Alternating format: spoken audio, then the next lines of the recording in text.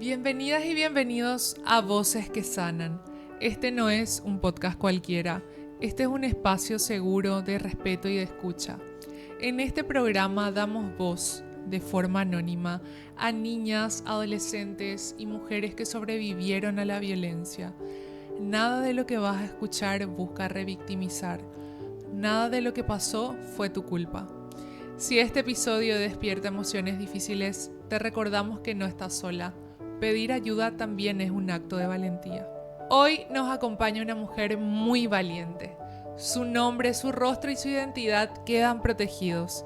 Ella compartirá con nosotros solo lo que se sienta cómoda contando.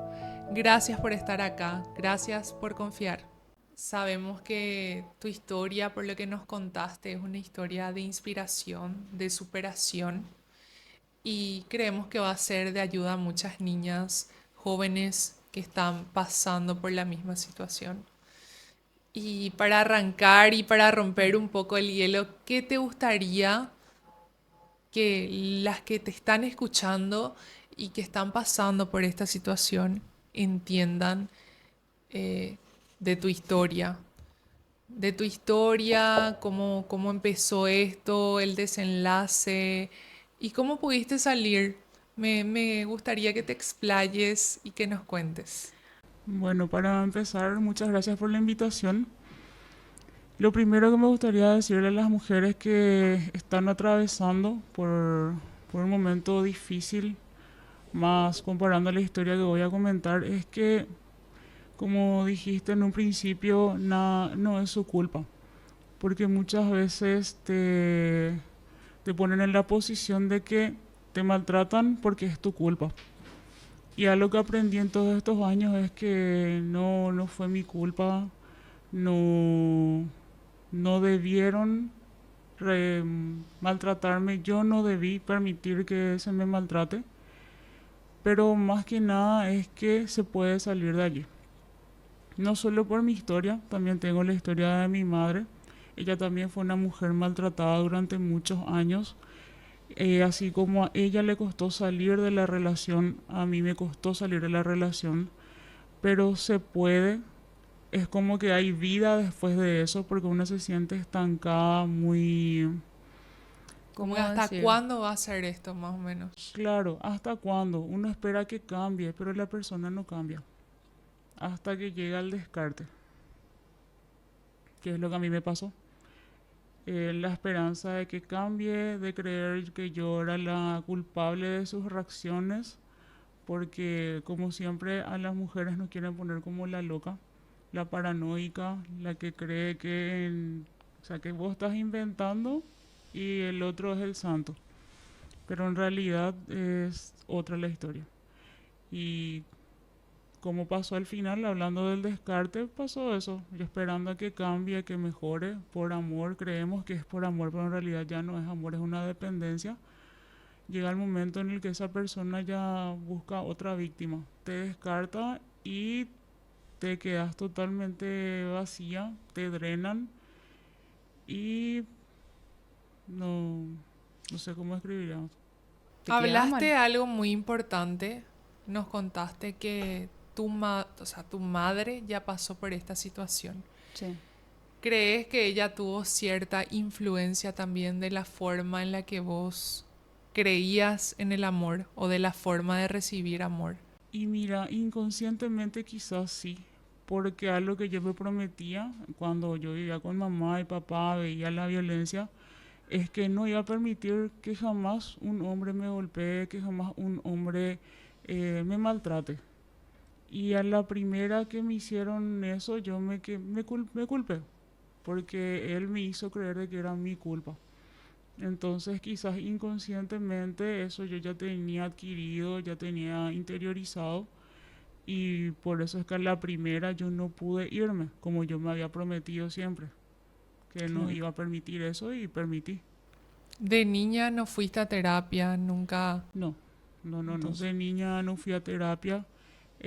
A mí personalmente mi papá nunca me pegó. Eso sí, siempre al maltrato hacia mi mamá. Y estoy yendo a terapia desde hace aproximadamente 6 a 8 meses.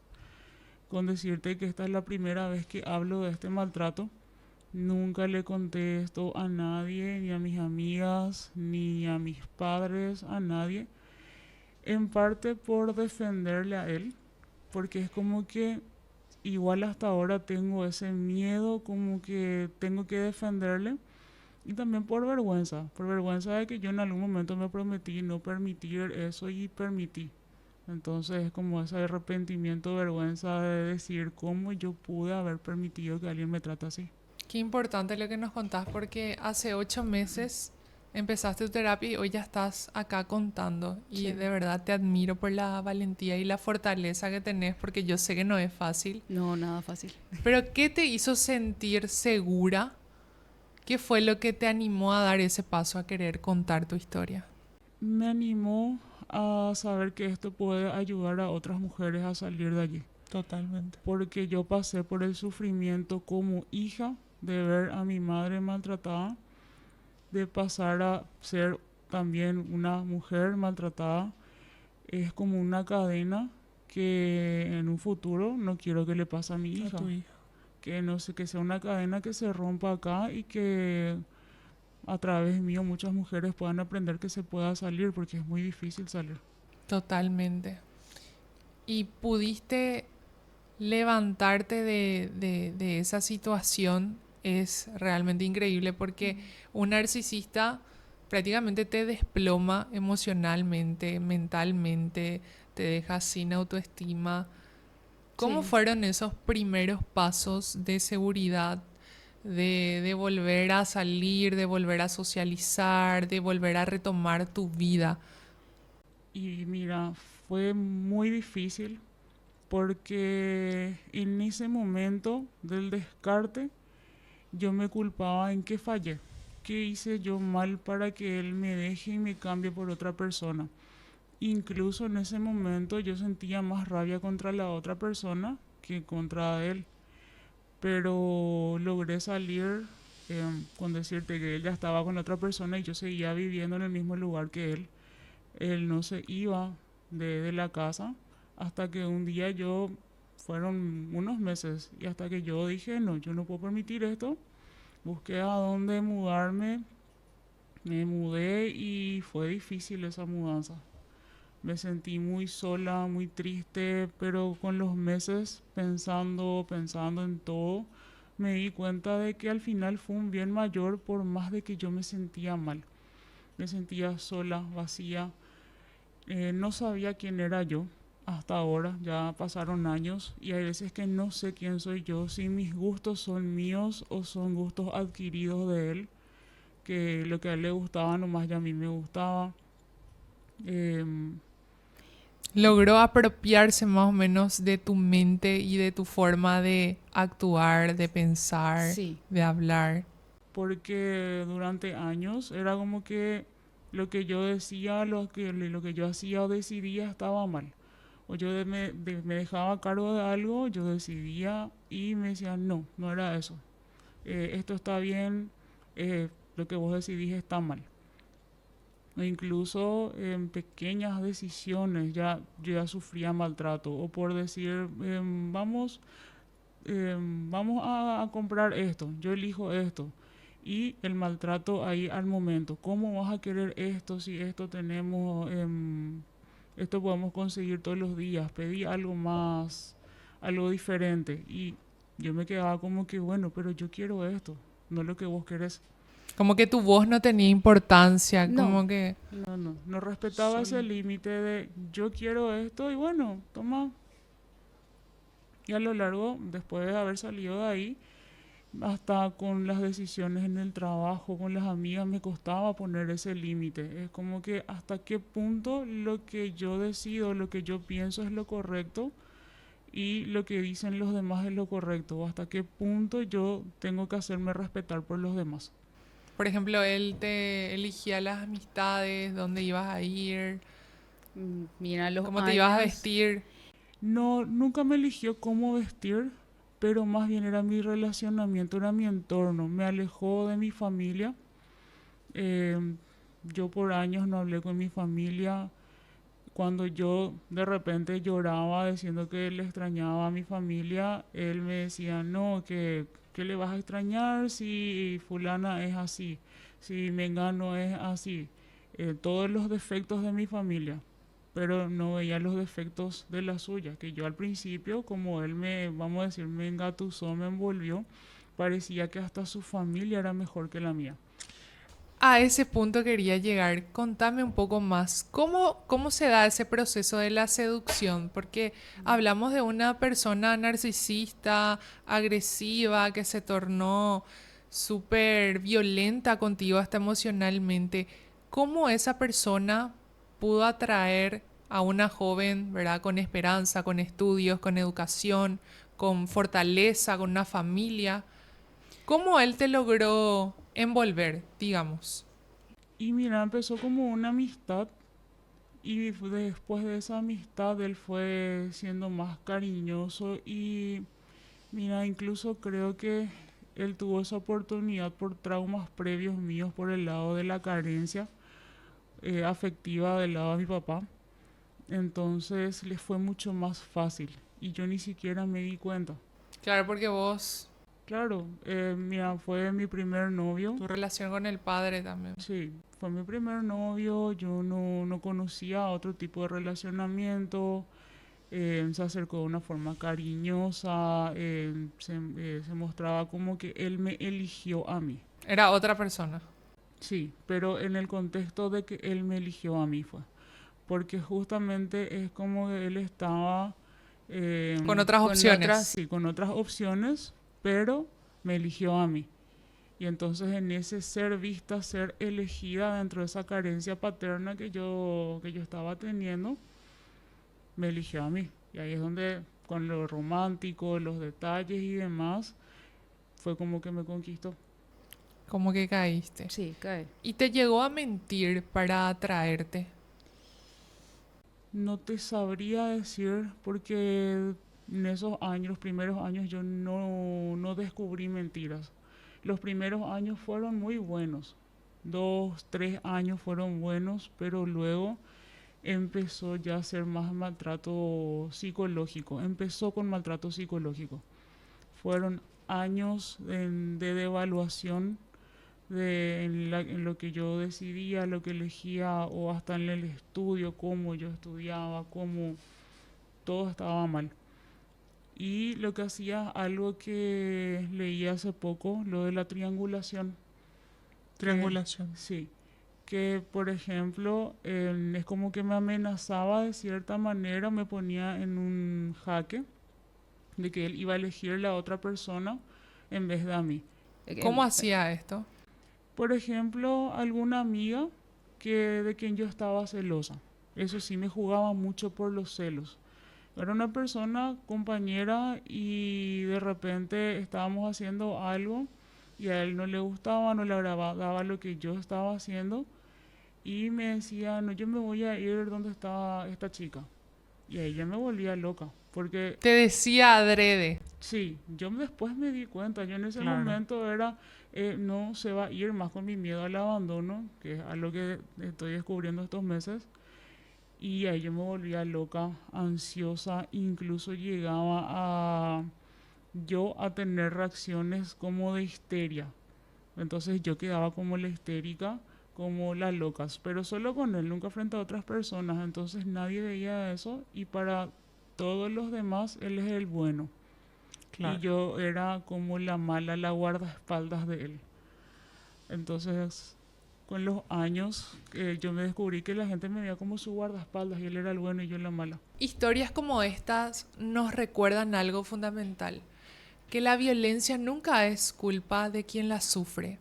Muchas veces el silencio no es elección, es miedo, es confusión, es supervivencia y también ignorancia de por qué creemos que la otra persona en realidad nos ama. Como sociedad tenemos la responsabilidad de escuchar, de creer y de proteger.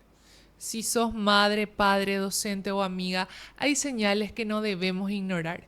El acompañamiento puede cambiar el destino. Continuamos acá con la querida amiga y realmente me gustaría saber ¿quién o quién te ayudó a salir adelante? ¿Cuáles fueron esos pilares que te ayudaron a forjar tu carácter, a forjar tu personalidad y a decir, no, mi vida no acaba acá, yo tengo un futuro que construir? Y vos sabes que fueron mis compañeras de trabajo que que se convirtieron en amigas. Ellas no saben que yo pasé por esto, saben de manera muy superficial, pero sin saber, ellas estuvieron ahí para mí. Me pusieron de ejemplo sus relaciones, cómo ellas salieron de allí. Mi sostén fueron ellas hasta cierto punto, pero luego cuando yo empecé a decaer, cuando igual me seguía sintiendo sola, recurrí a mi familia. Mi mamá fue quien, vamos a decir, me rescató en cierto punto en el que yo ya no daba más conmigo misma. Conste que fue como un buen tiempo después de la ruptura, pero como yo me refugié, por decir así, después de la ruptura, uno se refugia en vicios, en salidas, fiestas, alcohol, incluso el sexo con otras personas, buscando esa validación. ¿Caíste en eso? Sí, sí, caí y en el momento en el que yo me desperté, por decir de una manera, que yo no era esa persona, es por... Me di cuenta que yo no soy así, no me gustaba ser así. Y me arrepentí de ese momento de debilidad mío. Me di cuenta que era buscando una validación externa que no iba a encontrar en esos vicios. Y fue ahí como que entré en una depresión. Tocaste fondo. Sí, toqué fondo. Llegué a tener pensamientos suicidas, crisis de pánico, ataques de ansiedad. Y fue ahí donde logré pedir ayuda. Fui a consultar con un psiquiatra, un psicólogo. Pero irónicamente, cuando fui al psiquiatra, le veo a una persona que es conocida mía y entro en una crisis de ansiedad. ¿Y a quién le llamé? Le llamé a él, a mi exnovio. Le llamaste, Sí. recurriste otra vez a la En- enfermedad, digamos. sí. Como que vos buscabas una sanación, pero te fuiste otra vez a la enfermedad. Sí, en ese momento yo le buscaba mucho, todo me recordaba a él, las salidas, los lugares, y sentía esa necesidad de buscarle y de buscar su aprobación, voy a hacer esto, necesito que alguien me apruebe. Entonces como que yo no tenía voz propia, elección propia, yo no voy a poner límites. Y como te iba diciendo, me fui al psiquiatra, me agarró una crisis de ansiedad, le llamo a él para saber qué hacer. Me quedo, me voy. Él, bueno, en ese momento me dijo, bueno, quédate, consulta y demás, pero pienso más ahora, ¿por qué le llamé a él? Claro. Y muchas veces también estas personas, por lo que escuché también en otros casos, no les gusta eso de que pidas ayuda. No les gusta que vayas al psicólogo o que tengas tus propias actividades porque es como que se sienten dueños de la persona y sienten que esa persona, la víctima, es de su propiedad. Sí, en mi caso él me decía que tenía que ir al psicólogo, pero dándome a entender de que yo tenía algún trastorno de la personalidad, alguna patología. Entonces, creo Y que él era... iba al psicólogo. No, claro que no. No. Qué ironía, ¿verdad? Sí. Porque yo creo que todas las personas deberíamos ir a terapia por una cuestión de que vivimos en una sociedad y muchas veces no sabemos por qué está pasando el otro o carecemos de empatía y justamente para todo yo creo que la terapia es muy buena. Por eso también al terminar el podcast nos gustaría regalarte también para que puedas continuar con la terapia y también esperemos que varias marcas más se sumen y por supuesto que no nos vamos a olvidar de vos porque sos la primera invitada y por supuesto que vas a ser agasajada como tal. Sobre el presente, antes de llegar a las preguntas finales, ¿qué aprendiste de vos misma en este proceso? Número uno, mi voz es válida. Por más de que me hagan dudar de mi criterio, de mi sentir o de lo que yo veo, de lo que yo escucho, mi voz es válida y que no debería dejar confundir mi mente por otra persona. Que si me siento confundida por otra persona, ya tengo que tomar una pausa, mirar un poquito más allá de qué está pasando y por qué me está nublando el juicio lo que la otra persona me dice. Segundo, el amor propio, que ahora en redes se habla mucho del amor propio, pero es difícil atravesar por eso, ¿no? Es lo lindo que muchas veces se ve que el skincare, que salir de viajes, que cuidarse, eso no es el amor propio. El amor propio es hacer una mirada interna, ver nuestras carencias, nuestras heridas, ver lo bueno nuestro también que tenemos, porque muchas veces al estar en una relación así, lo único que vos ves es lo malo. Estás metida en un hoyo o sea, en lo que solamente vos sos la mala, todo lo que vos tenés es negativo y no sos capaz de ver lo positivo.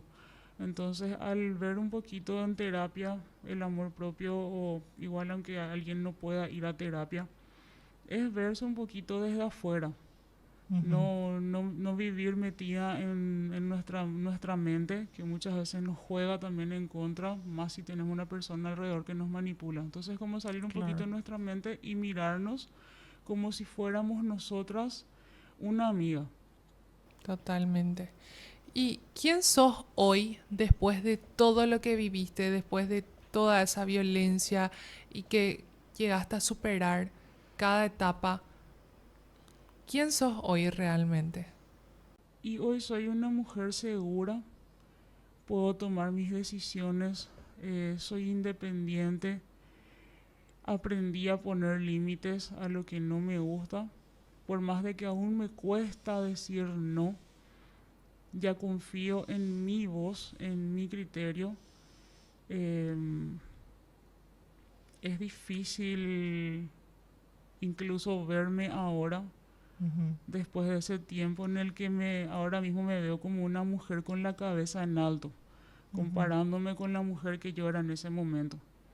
Y es difícil porque es como que te da un poco de pena, o sea, me da un poquito de pena haber pasado por eso, haberme permitido pasar por eso, porque ahora mismo yo no permitiría que una mujer cerca mío pase por eso, o le ayudaría, no me gustaría ver a alguien que yo quiero en esa situación, y creo que la primera persona que yo debo querer es a mí, Totalmente. y yo pasé por eso. Así mismo. Si pudieras hablarle a tu yo más joven de ese momento, ¿qué le dirías?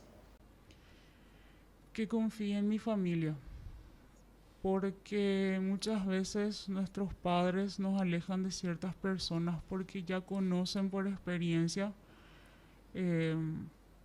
lo que la otra persona viene a traer, que confíe en mis amigos, que confíe en mí misma, que por más de que uno esté enamorada, que sienta las maripositas en la panza, que sea todo lindo, que igual tengamos nuestras antenitas ahí Alerta. alertas, más que ahora tenemos el internet, Las Información. redes sociales. sí, tenemos muchísima información. En el momento en el que yo pasé por eso, por ejemplo, no tenía las redes sociales. Había Google, mucha información para buscar, pero ahora tenemos información en masa. Lo que busquemos, tenemos la inteligencia artificial que nos puede describir cosas que dudamos.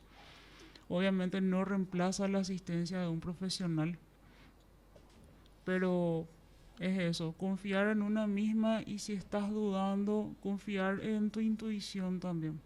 Así mismo, uno tiene que escuchar siempre a nuestros pilares, a nuestra familia, estar alerta, como vos decís, y por sobre todo yo creo también forjar la autoestima desde adentro. Me gustó eso que dijiste, que hoy en día vivimos, si bien vivimos en la era de la información y la información es buena, También las redes sociales hoy nos venden una vida perfecta, viajes, skincare, que lo material va a suplementar esa carencia emocional, ese vacío existencial que tenemos. Y también como que te vivís comparando con el resto y no vas a llenar tus vacíos con esas cosas banales. Realmente es importante hacer una mirada, una retrospectiva, que tu historia sirva de inspiración y de ejemplo también para las niñas, mujeres y jóvenes que hoy nos están escuchando. Y también me gustaría hacerte una última pregunta. ¿Qué te gustaría que la sociedad cambie después de escuchar historias como la tuya? Me gustaría que la educación en casa, ya desde las madres, empiece a cambiar. Porque veo mucho de que a las mujeres, a las nenas, ya se les trata como adultas que pueden resolver y no como niñas. En cambio a los varoncitos se les trata más como niños y no como hombres que tengan que resolver hasta bastante adultos entrados de edad. Entonces, este problema muchas veces queremos culparle a la persona, pero viene desde la base un poco de la sociedad, viene desde la familia, viene desde la mamá, del papá, de la abuela. Entonces yo creo que desde ahí debería de venir el cambio. Y si no se puede hacer el cambio desde la familia, enseñarle a las mujeres que nuestra voz tiene valor, que no importa quién venga a decirnos algo, hacernos dudar en nosotras mismas, que tenga valor nuestra voz, escucharnos, y si dudamos, preguntar y acercarnos a gente de nuestra plena confianza, que de verdad quieran nuestro bienestar. Porque hay veces que también nos peleamos, pongo el ejemplo, en la adolescencia, nos peleamos con nuestra mamá, con nuestro papá, porque no tienen razón, porque somos rebeldes. Y nos refugiamos en personas que quizás no nos quieren o no tienen el nivel de amor para protegernos, y usan esa inocencia para manipularnos y conseguir lo que ellos quieren. Y no solo adolescencia, en la juventud temprana también lo mismo. Y un consejo que me gustaría dejarle a las chicas es, o a todas las mujeres, que estudien. Que estudien siempre, tengan la edad que tengan, no importa si son jóvenes, adultas, tengan hijos, de repente el dinero no alcanza para estudiar. Hay métodos, yo sé que el gobierno tiene algunas ayudas para mujeres para estudiar, porque hay veces que cuando uno está en una relación de abuso, el dinero, la falta de dinero, siendo que la otra persona es la proveedora, la mujer no puede salir de ahí porque los hijos necesitan de ese dinero, por más de que incluso no sea mucho ese dinero que le estén proveyendo. Vos sos profesional, te formaste, te capacitaste. Sí. Y se podría decir también que tu carrera te salvó, ¿verdad? Porque me estabas contando como que te aferraste a eso. Sí, mi carrera me salvó, el trabajo me salvó. Yo me encerré en el trabajo y en el estudio para poder salir adelante. Por eso es que mi ejemplo, o mi consejo es que estudien. Porque también, hablando de mi mamá, ella es una mujer que estudió, incluso siendo maltratada, teniendo un hombre que le maltrataba, ella estudió porque sabía que eso es lo que le iba a ayudar.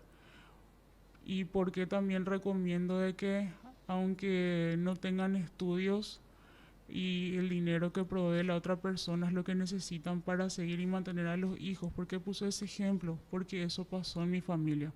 Por más de que mamá era una persona con estudios, cuando faltaba el dinero para dar de comer a los hijos, dependía de papá. Y era como un ancla de él, o sea, entre ellos dos, para que permanezcan unidos, porque mamá necesitaba de lo que él estaba proveyendo para poder sacarnos adelante. Claro, totalmente de acuerdo con lo que estás diciendo. En Voces que Sanas creemos que hablar también puede abrir futuros. Por eso historias como la tuya nos inspiran para buscar ayuda. Por cada episodio de este podcast, la idea es donar unas sesiones de terapias educativas, más adelante becas universitarias en Paraguay para cada sobreviviente. No podemos devolverles el pasado ni el mal rato que pasaron, pero sí podemos ayudar a construir un futuro mejor. Y hay esperanza, yo creo que hay esperanza, es cuestión de que una tome el valor y decir, hasta acá, basta, ahora voy a tomar las riendas de mi vida y a partir de ahora voy a ser la mujer que quiero ser. Muchísimas gracias de vuelta, te quiero agradecer porque yo sé que no es fácil. Seguramente tenés muchísimas cosas más que contar, pero yo sé que es difícil, de repente cuesta. Yo no sé si esa persona llegó a tocarte, a maltratarte físicamente. Sí, llegó a ese punto. Y no solamente una vez. Qué Y lo fuerte. peor que yo le justificaba era mi culpa.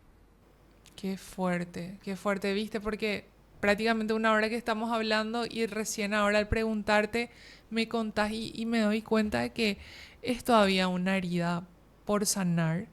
Yo sé que tendrás tus motivos, pero de verdad te agradezco por la valentía y realmente como último pedido y último consejo de este podcast, me gustaría saber por qué permitiste que te pegue. La respuesta es no sé.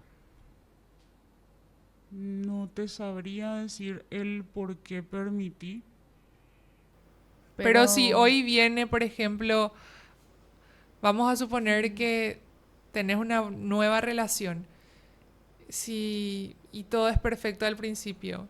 Si hoy viene a querer abusar de vos físicamente, ¿qué haces? ¿Cómo No, sales de ahí? Esta vez no permitiría. Agarro mis cosas y me voy sin dudar. A la primera, ¿verdad? A la A la primera primera, hay sí. que ir. A la primera, sin dudar, porque ya vi eso en mi familia, yo pasé por eso. ¿Por qué pasar de nuevo por algo así? No, nadie tiene por qué tocarnos, sea el motivo que sea, por más nervioso que se ponga, por más de que una se altere también, no hay por qué llegar a la violencia física. Totalmente. Y muchísimas gracias de vuelta por contar esa historia de valentía, de superación, de ejemplo. Esperamos que tengas muchísimos éxitos más y te vamos a estar acompañando. La idea es que también en próximos programas puedas venir también a orientar a algunas chicas que están pasando por esto. Y si estás escuchando esto y tu historia se parece a la de hoy, quiero que sepas algo. Tu pasado no define tu valor, tus sueños ni quién sos. Podés construir tu futuro, podés llegar a ser quien querés ser y quien soñás ser. Acá este es un espacio para brindar no solamente escucha, sino ayuda. Así que muchísimas gracias a los que nos acompañaron hoy y a los que están viendo esto, esperemos que sigan apoyando.